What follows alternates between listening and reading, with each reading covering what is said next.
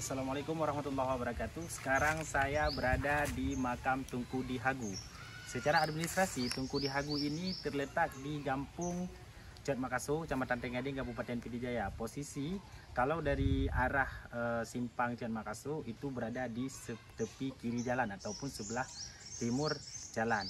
Nah, makam beliau ini berada tepat di pekarangan rumah warga. Beliau merupakan salah satu aulia 44 yang pernah menetap dan membangun peradaban di sepanjang Kurung Beracan.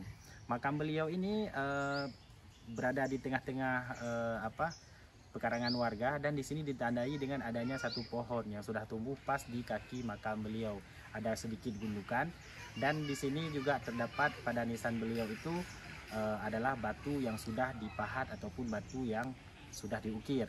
Namun di tempat ini tidak dilakukan kenduri blang ataupun kenduri turn blang. Namun di sini saya sudah menanyakan kepada masyarakat ataupun warga yang tahu tentang aulia 44.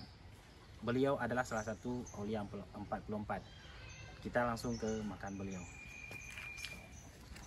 Nah, di sini kita bisa melihat kalau dari nisannya ini nisan berukir namun sudah dimakan usia ya, maksudnya sudah dimakan usia. Dan ini adalah posisi dari kepala, dan ini adalah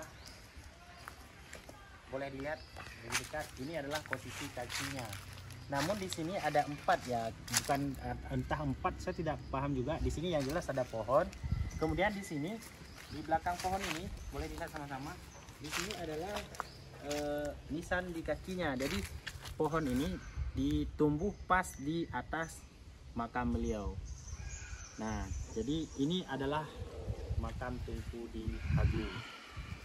Oke, demikian Jalaluddin Usman dari makam Tunku di Hagu, Kampung Ciat Makassar, Kecamatan Tengading, Kabupaten Pidijaya. Assalamualaikum warahmatullahi wabarakatuh.